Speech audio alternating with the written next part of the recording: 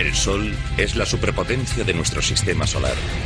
Una caldera de combustión termonuclear donde se producen enormes explosiones. Puede ser una masa similar a la del monte Everest, que sale del Sol y se proyecta hacia el espacio. A 150 millones de kilómetros de distancia podría parecer que estamos a salvo de la ira del Sol. ¿Pero es así?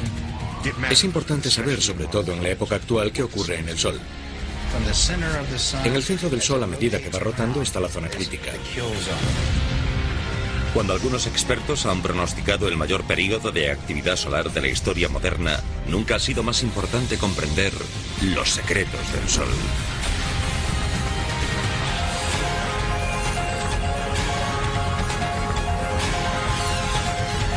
El universo.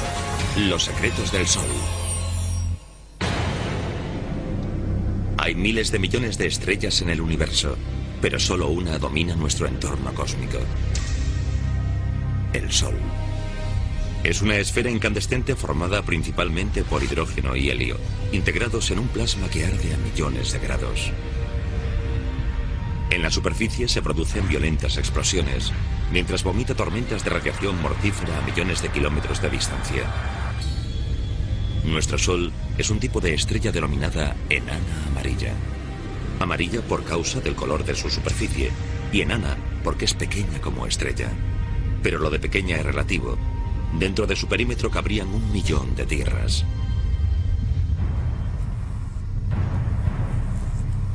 En nuestro sistema solar no existe una estrella mayor que el Sol.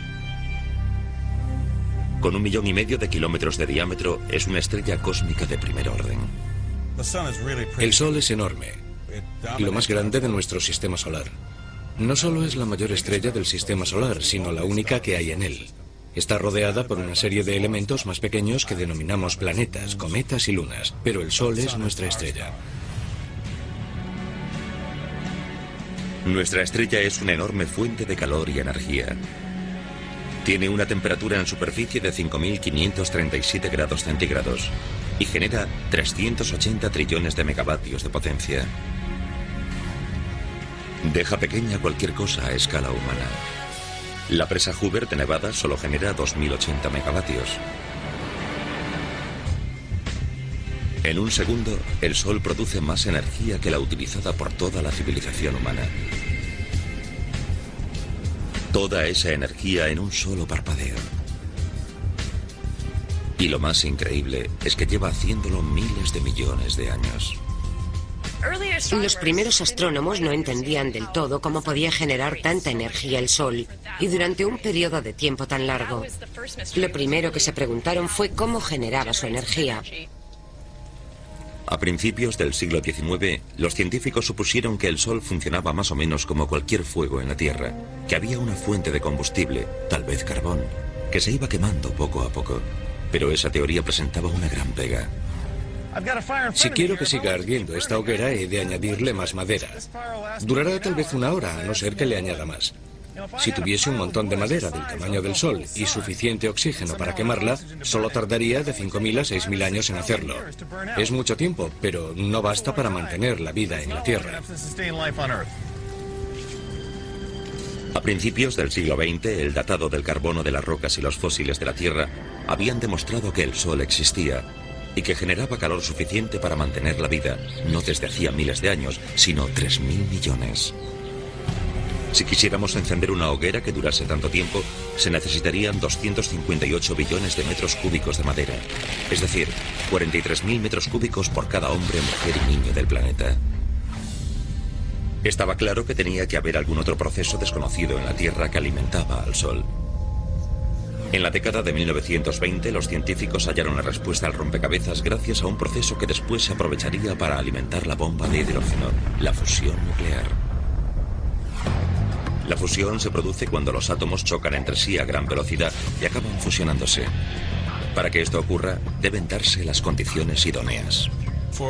Para que se produzca la fusión, como esos dos protones tienen carga eléctrica positiva y ambos se repelen, hay que conseguir que se acerquen lo suficiente. Para conseguirlo tiene que haber calor, es decir, que las partículas se muevan a gran velocidad en un medio muy denso para que se acerquen lo bastante, que choquen y lograr que se fusionen. El núcleo del Sol es el entorno perfecto para la fusión nuclear. Es el lugar más caliente del sistema solar, con 15 millones de grados centígrados. Y también es increíblemente denso. 10 veces más denso que el plomo. Con esa densidad podría parecer sólido, pero no lo es, porque está tan caliente que se mantiene como un plasma. Si calentamos un gas a una temperatura lo bastante elevada, los electrones se desprenden de los átomos y pululan flotando en esa sopa. En el núcleo del Sol el comportamiento es distinto al que tendría un gas, así que lo denominamos de otro modo, lo llamamos plasma. Para entender bien lo que ocurre en el centro del Sol, debemos hallar el modo de imaginar lo casi inimaginable. Además de estudiar el Sol, también juego al billar. El Sol es un lugar donde hay miles de millones de partículas que chocan e interactúan entre sí. Y no dista mucho de ser una mesa de billar cósmica a una escala inimaginable. No importa lo fuerte que se golpee una bola. Nunca se golpeará lo bastante fuerte para que una bola se fusione con otra. Pero hay tanta presión y una densidad tan alta en el centro del Sol que si dos objetos chocan, sí que acabarán fusionándose. En el Sol, esos objetos son átomos de hidrógeno que acaban uniéndose por la inmensa presión y forman átomos de helio. En ese proceso de fusión, el átomo resultante posee ligeramente menos masa que los que lo crearon. La masa que falta se libera en forma de energía. Cada segundo dentro del Sol, 600 millones de toneladas de hidrógeno se fusionan y forman 595 millones de toneladas de helio. Esos 5 millones de toneladas de masa perdida en el proceso se convierten en una energía igual a 1000 millones de bombas de hidrógeno de 1 megatón. Y ocurre cada segundo. Cuando estudiamos el cosmos, vemos que el proceso que proporciona la mayor cantidad de energía gratuita es el que se da en el centro de estrellas como el Sol. Ahora sabemos que el Sol se alimenta de la fusión nuclear. Es el único combustible conocido que puede mantener la incandescencia del Sol el tiempo suficiente para mantener la vida en la Tierra durante miles de millones de años. La luz del Sol. Tan crucial para la vida y a menudo no le damos importancia. Pero el modo en que la luz consigue llegar desde allí hasta aquí resulta una historia increíble. La energía creada en el proceso de fusión sale del núcleo en partículas de luz y calor llamadas fotones. Son los que traen los cálidos rayos del Sol a la Tierra. Para llegar a nuestro planeta, esos viajeros luminosos de nuestra estrella más cercana deben recorrer un largo camino a través de todas las capas del Sol, igual que Dante recorrió los distintos niveles del infierno. Primero un fotón entra en la zona radiactiva de 298.000 kilómetros de espesor. La zona posee tal densidad que el fotón choca constantemente contra otras partículas, entre ellas átomos de hidrógeno y helio. Lucha por salir describiendo un caótico zigzag que los científicos denominan paseo al azar. Un fotón no puede escapar sin entrar en contacto con otras partículas una y otra vez. Los átomos lo absorben y vuelve a ser expulsado. Y ese proceso puede repetirse millones de veces.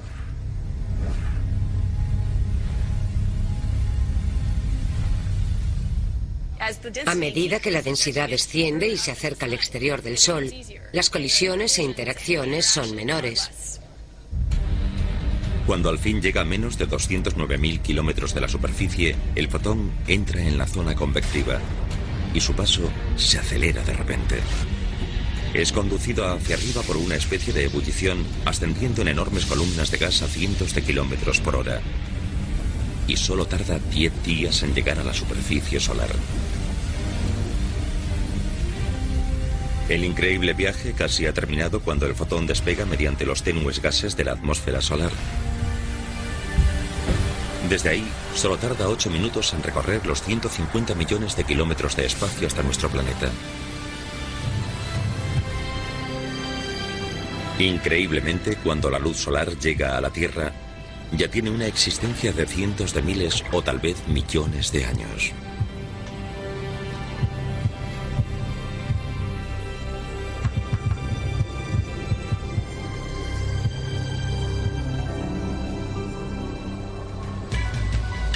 Para el Sol, incluso 1 millón de años son un pequeño lapso de tiempo.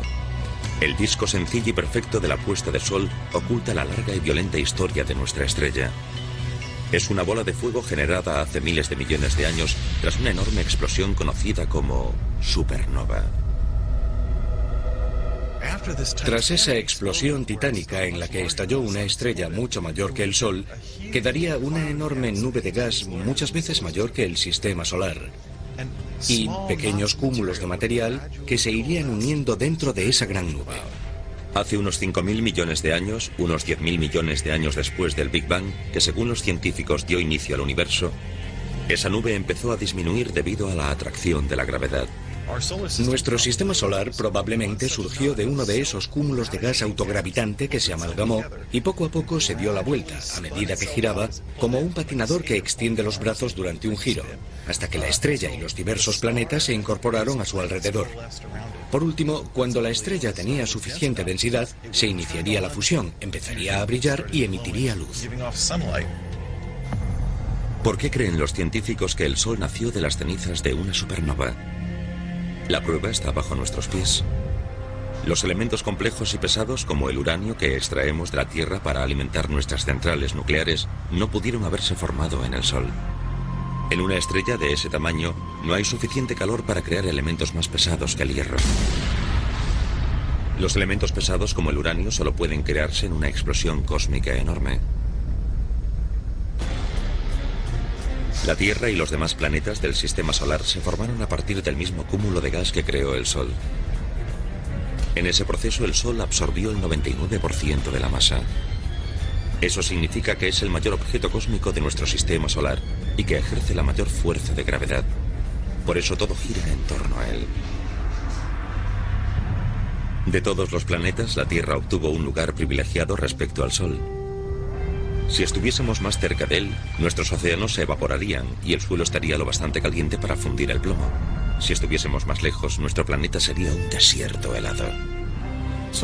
Es como el cuento de Ricitos de Oro y los Tres Osos. Ni muy caliente ni muy frío. La temperatura perfecta.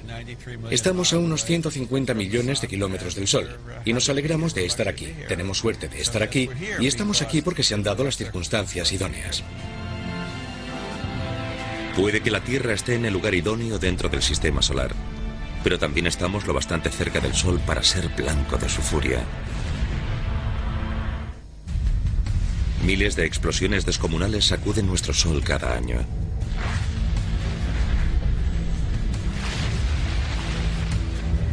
Podría pensarse que esas explosiones se deben a las reacciones nucleares del centro.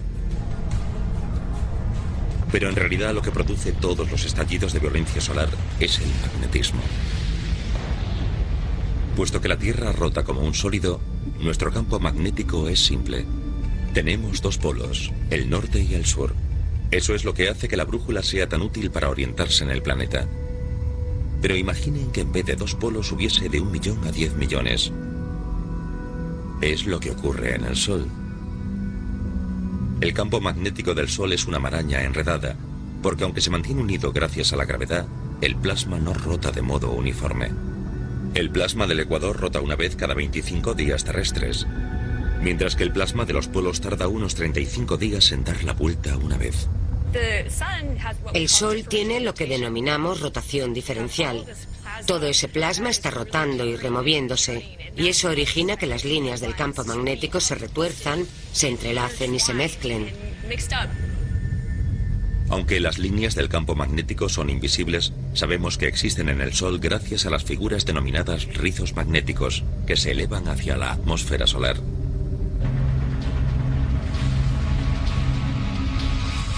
Al igual que las limaduras de metal se agrupan en presencia de un imán simple, estos rizos de plasma perfilan perfectamente las estructuras magnéticas que las sostienen desde abajo. Estos arcos de plasma son tan altos y anchos que podría pasar bajo ellos un planeta tan grande como Júpiter. A veces los campos magnéticos pueden retorcer el plasma en la atmósfera del Sol y producir formas helicoidales llamadas cuerdas de flujo. Son como esta espiral. La línea del campo magnético se enrolla en forma de estructura helicoidal y cuando se retuerce mucho, contiene gran cantidad de energía magnética libre almacenada. A veces incluso se enrolla tanto que incrementa aún más esa energía. Estas protuberancias de plasma pueden durar semanas o meses. Pero al final la energía almacenada debe liberarse y la masa sale proyectada hacia el espacio.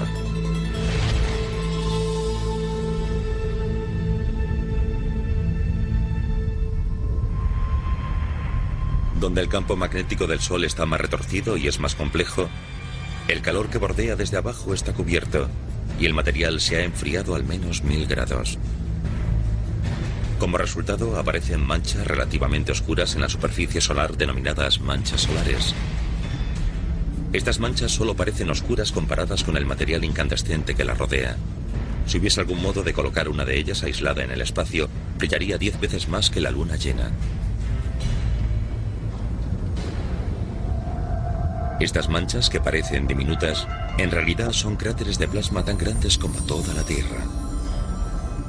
Galileo fue uno de los primeros científicos modernos que observó las manchas solares. Utilizando un telescopio, proyectó la imagen del Sol sobre un papel y la dibujó. Se percató de que las manchas se movían por la superficie de la estrella, lo cual fue el primer indicio de que el Sol rotaba. No solo rota el Sol, sino que las propias manchas solares pueden girar como huracanes sobre la superficie solar. Y cuando lo hacen, las líneas de su campo magnético se retuercen en extremo. Al retorcerse, esas líneas magnéticas acumulan más energía y por tanto pueden producirse grandes erupciones. Imaginen que una goma es una línea del campo magnético. Si le damos vueltas y la retorcemos a tope, tendrá tanta energía que cuando la soltemos se liberará. Si cogemos una goma sin retorcer y la soltamos, no liberará energía.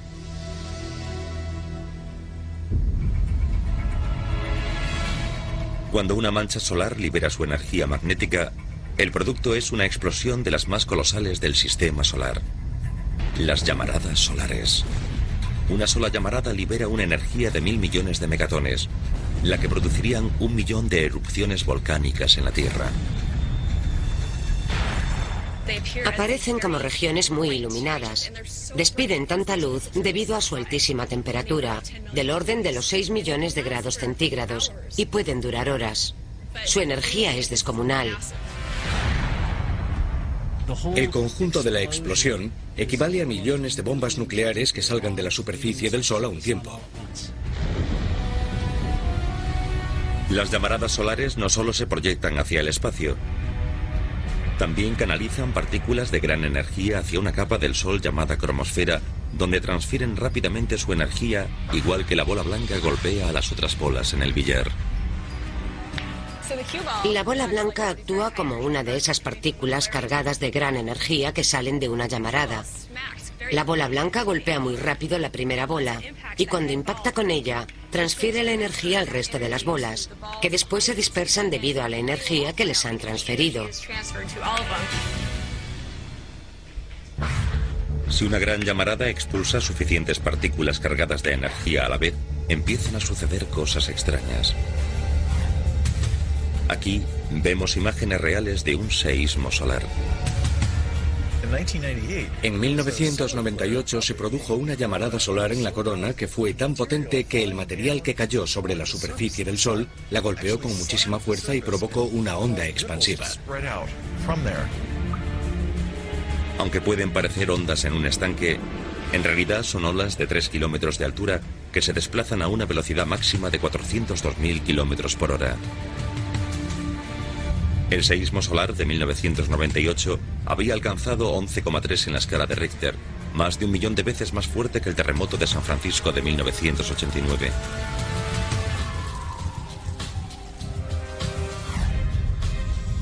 Para sacudir la superficie del Sol de ese modo, la llamarada solar tuvo que liberar una cantidad colosal de energía. La misma que se liberaría si cubriésemos toda la masa terrestre con un montón de dinamita de 1 metro de altura y la hiciésemos estallar toda a la vez. Por tanto, no se trata de explosiones pequeñas. Los terremotos no son los únicos fenómenos naturales con equivalente en el Sol. Una llamarada también puede desencadenar un tsunami solar. ya que las oleadas de plasma de la atmósfera solar viajan a 1 millón de kilómetros por hora, extendiéndose por toda la superficie de la estrella en cuestión de horas.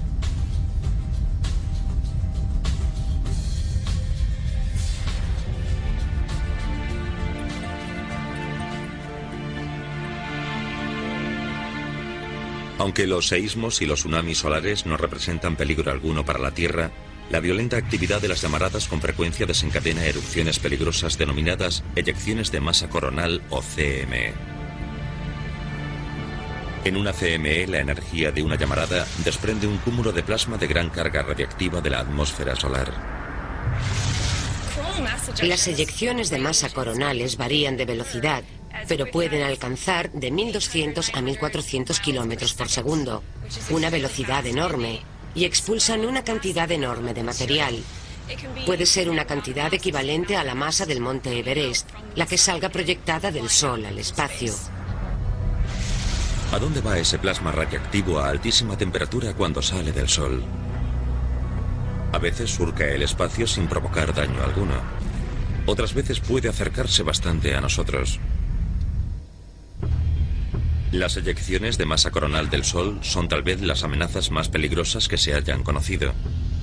También denominadas tormentas solares, expulsan enormes masas de partículas supercargadas a 150 millones de kilómetros a través del espacio. La mayoría tarda varios días en viajar desde el Sol a la Tierra, pero algunas recorren el sistema solar a 10 millones de kilómetros por hora, alcanzando nuestro planeta en menos de 16 horas. Esas tormentas pueden provocar corrientes en la exosfera, inutilizando satélites e instalaciones de suministro eléctrico, y poseen potencial para causar tanta destrucción en nuestras infraestructuras como un huracán o un tornado. Pero ¿quién vigila en la Tierra estas peligrosas tormentas cósmicas? Esta es la sede de la Dirección Nacional Oceánica y Atmosférica que alberga el Servicio Meteorológico Nacional de los Estados Unidos. Sus predicciones, observaciones y alertas diarias son información esencial para la vida diaria de nuestro planeta. Pero aquí trabaja un grupo menos conocido de meteorólogos, en una sección especial denominada Centro Ambiental Espacial. Nuestra tarea principal es controlar el Sol y gestionar las alertas, las observaciones y advertencias sobre la actividad solar. Buenos días. Bienvenidos a la reunión matutina. Tenemos una llamarada en la parte oriental. Puede ser una CME. No hemos detectado protones, pero sí electrones. Esa zona estuvo muy activa en diciembre, así que en las próximas 2 semanas puede que aumente la cosa. Estos vigilantes espaciales están muy pendientes de las tormentas solares que podrían alterar la vida en la Tierra. Las nubes de una tormenta solar están formadas por partículas cargadas, así que inicialmente son desviadas en torno al planeta por nuestro campo magnético, igual que las olas rompen en torno a la proa de un barco. Es un detalle muy importante, porque si chocasen directamente con la exosfera, haría añicos partes de la atmósfera. Una de las razones por las que Marte no tiene atmósfera es la de que no tiene un campo magnético interno fuerte. De modo que poco a poco, a lo largo de millones o miles de millones de años, la atmósfera se fue desintegrando gradualmente por influencia del viento solar y las eyecciones coronales que pasaron por el planeta. Pero nuestro campo magnético no es el campo de fuerza perfecto de las películas de ciencia ficción. Algunas partículas pueden penetrarlo cargando la termosfera. Las tormentas solares incluso doblarán y romperán las líneas del campo magnético en el extremo más alejado de la Tierra, permitiendo que las partículas cargadas vuelvan por las líneas magnéticas hacia el polo norte y el polo sur. Las tormentas de potencia extrema deforman el campo magnético todavía más, provocando corrientes eléctricas que cubren los continentes. Cuando esto ocurre, las instalaciones como los tendidos eléctricos de largo alcance pueden verse sobrecargadas. Puede causar daños a los transformadores en ambos extremos de la línea. De hecho, en 1989, la mayor parte de la provincia canadiense de Quebec se quedó a oscuras debido a la destrucción de un transformador por una tormenta solar. Si una tormenta solar afecta a nuestras redes de comunicación, a todas las compañías eléctricas y a todos los servicios de los que dependemos, puede producirse un caos de primer orden.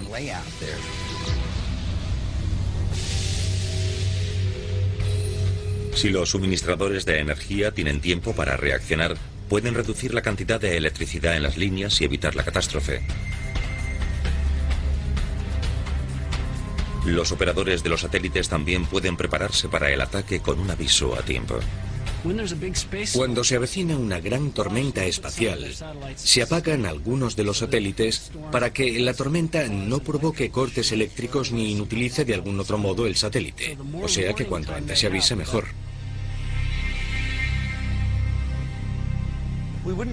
No saldríamos a navegar sin asegurarnos de que el tiempo va a ser bueno. De igual modo, cuando tenemos una red de suministro, como un tendido eléctrico o telefónico, que pueden verse afectados por el clima en el espacio, necesitamos saber el pronóstico del tiempo para obrar en consecuencia. Las tormentas solares también interrumpen las comunicaciones de alta frecuencia utilizadas en aviación. En los años 80, el Air Force One transportaba al presidente Reagan en un viaje a China cuando se produjo una tormenta solar. Todas las comunicaciones quedaron cortadas varias horas, aislando por completo al jefe de gobierno de los Estados Unidos. Es tan esencial como el pronóstico del clima terrestre. Cuando se avecina un tornado, sabemos que urge informar al público para que la gente sepa lo que va a ocurrir. Lo mismo ocurre con el clima espacial. Los que dependen de esa información necesitan conocerla y cuanto antes. Hace tan solo unas horas detectamos una eyección de masa coronal. Comprobaremos a dónde se dirige esa masa y después podremos medirla y ver cuánto podría tardar en llegar a la Tierra desde el Sol. Vemos una enorme explosión de material que sale del Sol. Fíjense en esta imagen pequeña. Aquí tenemos el Sol cubierto. Y miren la masa que sale proyectada al espacio. Es enorme, descomunal. Como las líneas magnéticas surgen del Polo Norte y del Sur, la energía de las tormentas solares tienen acceso fácil a esas zonas. Por esa razón, a los expertos les preocupa que los que viajen en avión sobre los polos durante una potente tormenta puedan verse expuestos a niveles dañinos de radiación. Tal vez una dosis igual a 100 radiografías. No es algo para tomarlo a la ligera porque no sabemos si esa radiación podría volverse más intensa de repente mientras un avión está en vuelo. La amenaza de la radiación solar es solo otra razón más para que los científicos vigilen con detenimiento el Sol. Es importante saber, sobre todo actualmente, qué ocurre en el Sol. La Tierra no es una isla. Nos afecta todo lo que ocurre en el sistema solar. Las manchas solares son las desencadenantes de la mayoría de las tormentas solares.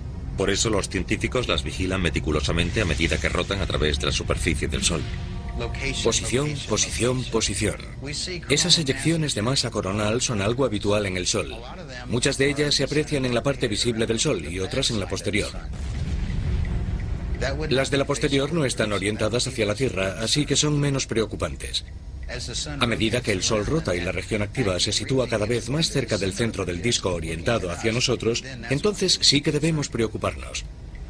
En el centro del Sol, a medida que va rotando, está la zona crítica.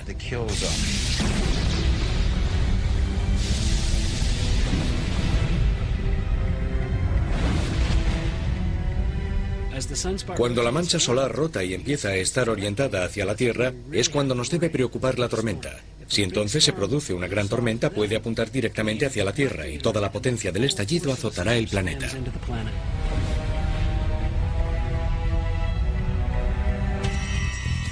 Es como apuntar con una escopeta hacia un objetivo. Cuanto más certero es el impacto, más dañinas serán las consecuencias.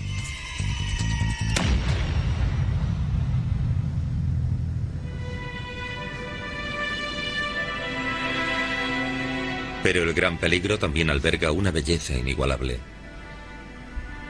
Las tormentas solares generan majestuosos espectáculos lumínicos planetarios. Las relucientes cortinas de color llamadas aurora boreal. Las auroras funcionan como letreros de neón a enorme escala. En un letrero de neón, la electricidad introduce partículas cargadas en un tubo lleno de gas. Las partículas del gas se activan y se iluminan. Si el tubo solo tiene neón dentro, el color será rojo. Al añadir otros gases como argón, se conseguirán muchos más colores. El cartel de neón se ilumina por efecto del campo eléctrico del interior del tubo, mientras que la aurora surge por el campo magnético y la energía del sol. A medida que las partículas eléctricas de una tormenta solar recorren el campo magnético de la Tierra hacia los polos, activan elementos de nuestra atmósfera y hacen que se iluminen.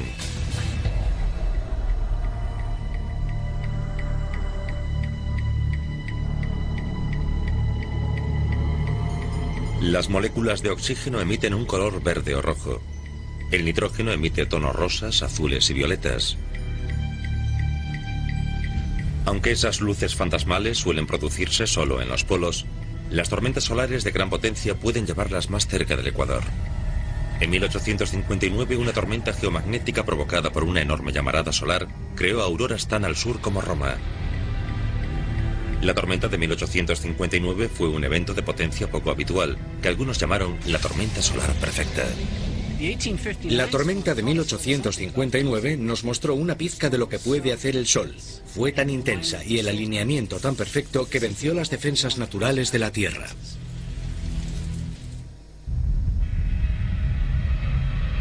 Una gran llamarada solar surge de la superficie del Sol.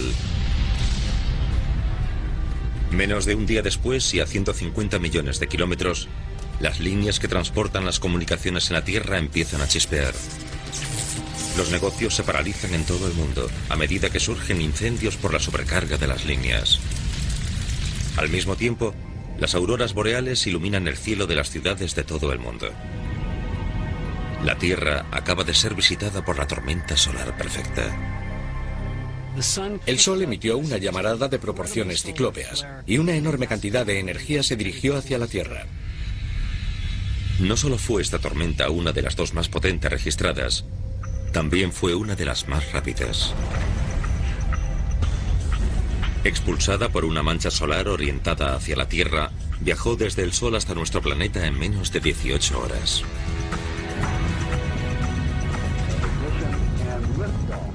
Una nave espacial rápida tarda años en llegar al Sol. Esa tormenta, esa nube de partículas eléctricas, consiguió llegar aquí en menos de un día. Su velocidad fue increíble. Por suerte, la tormenta solar perfecta tuvo lugar en 1859, cuando la única tecnología vulnerable al ataque era el telégrafo. Desde la época en que nos hemos vuelto dependientes de la alta tecnología, aún no se ha producido otra tormenta solar perfecta.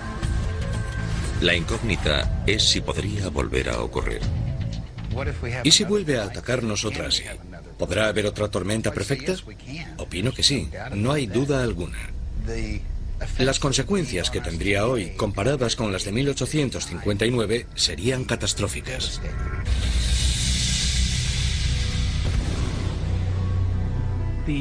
Los efectos en la Tierra y en nuestras redes de comunicaciones no se pueden calcular. Eso es lo más aterrador. Es probable que nuestras redes modernas se viesen azotadas como las casas de una playa durante un huracán. Imagínense que perdemos todos los satélites que permiten las llamadas por móvil, la señal de televisión y las transacciones bancarias. ¿Y si al mismo tiempo el fallo de la red eléctrica sumiese regiones enteras en la oscuridad durante horas o semanas? Si esos servicios esenciales no pudiesen arreglarse pronto, el caos no tardaría en producirse. Tendría consecuencias que afectarían a toda la sociedad y a todo ser vivo del planeta. Las tormentas solares pueden ser tan difíciles de predecir como los huracanes. Aunque los científicos carecen de instrumental para prever la próxima tormenta perfecta, sí saben que es más posible que se produzca en el apogeo del ciclo de 11 años de las manchas solares. Lo que ocurre es que el Sol cambia la dirección de su campo magnético cada 11 años. Por tanto, en 22 años cambia y vuelve a su estado inicial. Al aproximarse el cambio de cada 11 años, el número de manchas solares aumenta y se produce un pico de actividad solar. Lo denominamos período solar máximo. Se intercalan cada 5 años, partiendo de periodos que denominamos de mínimo solar. De modo que en 11 años avanza y retrocede. El Sol a veces se muestra feroz y se vuelve loco y ofrece un espectáculo de fuegos artificiales constante. Y después empieza a declinar, y durante unos años se va calmando hasta que llega a un punto bajo en el que dispara un cohete de vez en cuando, pero no en gran cantidad. Al igual que en las temporadas de huracanes, los máximos solares varían de intensidad. Algunos producen tormentas solares más potentes que otros. Aunque ahora estamos en un mínimo solar, los científicos observan detenidamente para evaluar el efecto que podría desencadenar el próximo máximo solar. El último solar máximo tuvo lugar en el año 2001, así que el siguiente debería ser sobre 2012, pero hay distintas opiniones. Todos los físicos solares están a la espera conteniendo el aliento para ver qué sucede. Hay opiniones muy diversas sobre lo que va a ocurrir. Un grupo dice que el próximo ciclo solar podría ser el más potente de la época moderna.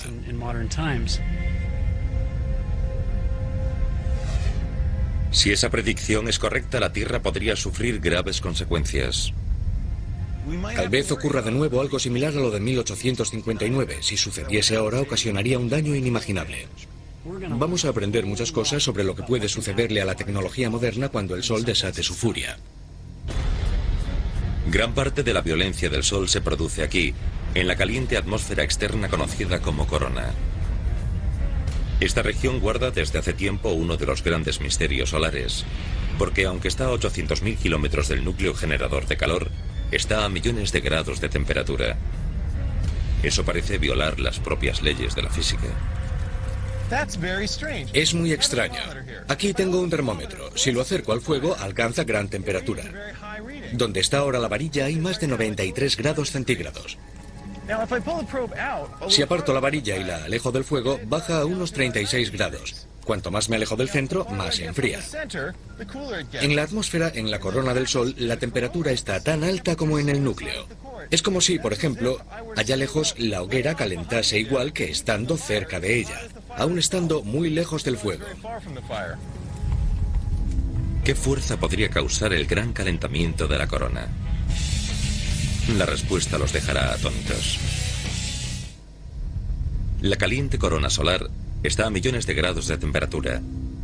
Durante siglos a los científicos les ha desconcertado que algo tan alejado del núcleo del Sol pudiese estar tan caliente. Recientemente, cuando los satélites modernos ofrecieron una imagen más cercana de la superficie solar, empezaron a surgir pistas. Bajo la corona, la superficie del Sol está hirviendo literalmente. Se debe a que toda la superficie del Sol está cubierta de células de convección. El material caliente del interior del Sol se eleva, alcanza la superficie, se enfría brillando, emitiendo luz solar, y después vuelve a descender. Cada burbuja de material que asciende es tan grande como todo Texas. Se extiende por la superficie, se enfría y vuelve a descender en 5 minutos. De modo que es un proceso extremadamente violento y ocurre en casi 1 millón de sitios por toda la superficie del Sol sin descanso, a todas horas y todos los días. Esa actividad no solo es violenta, sino también muy ruidosa. El Sol es un lugar muy ruidoso.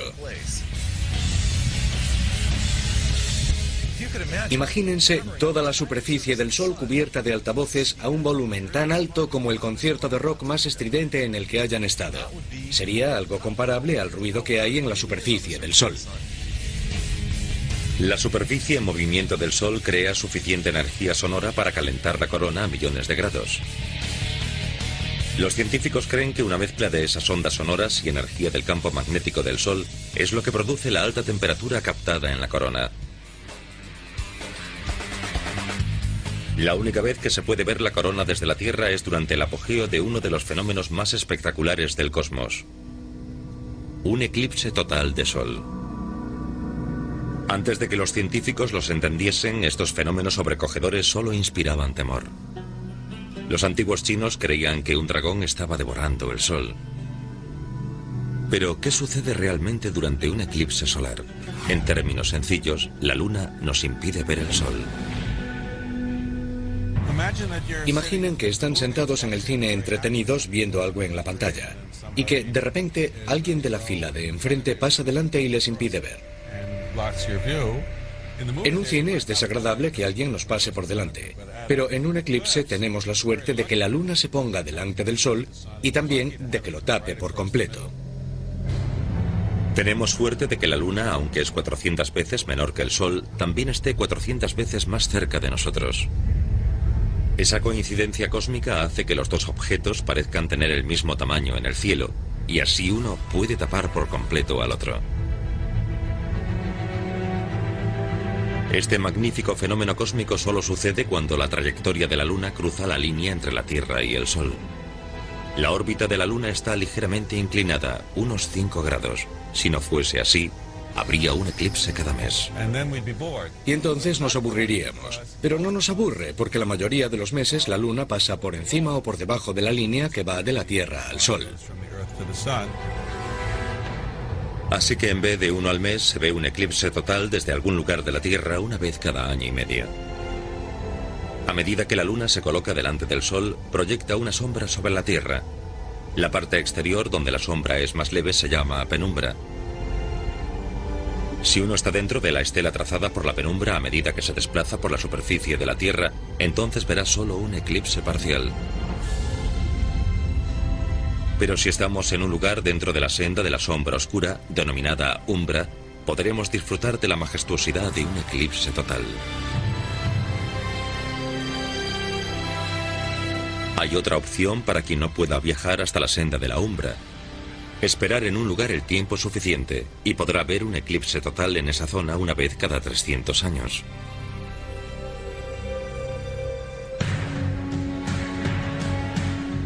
El Sol, esa estrella brillante de nuestro sistema solar, es capaz de la belleza más impresionante y la violencia más feroz. Parece imposible de creer, pero no existirá siempre. Con el tiempo, también el Sol tendrá que morir.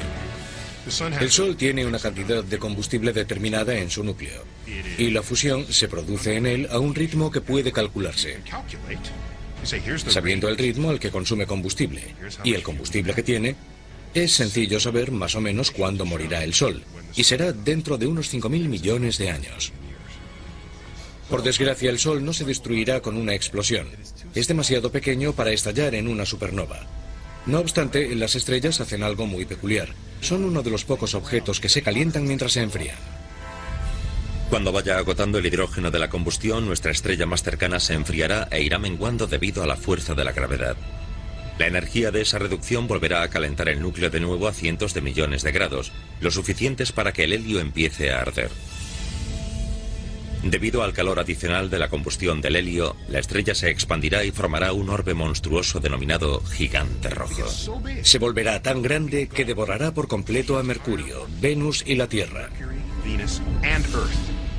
No sería agradable estar aquí para entonces. Sería preferible huir a otros planetas mucho antes de que esto suceda. Es probable que la Tierra cambie de órbita ligeramente a medida que la estrella se expanda para no acabar devorada, pero el calor será tremendo, una experiencia poco recomendable. Las capas externas del Sol se volverán tan inestables que saldrán proyectadas hacia el espacio, dejando tras de sí un pequeño núcleo del tamaño de la Tierra. Por tanto, el tamaño del Sol, que tiene 1,5 millones de kilómetros de diámetro, se reduce al tamaño de la Tierra, que tiene unos 9.600 kilómetros de diámetro. Nuestra estrella, antaño enorme, reducida a escoria que se enfría lentamente. Y la vida en la Tierra, tal como la conocemos, dejará de existir. Así será la muerte del Sol. Son malas noticias para la raza humana. Pero miremos la parte buena. Aún restan 5.000 millones de años para esa catástrofe. Por ahora, la humanidad goza del brillo de un sol en el apogeo de su vida. La ciencia ha descubierto muchos de los secretos de nuestra estrella más próxima, pero todavía nos sobrecoge su belleza, y cada vez somos más cautos ante su ira.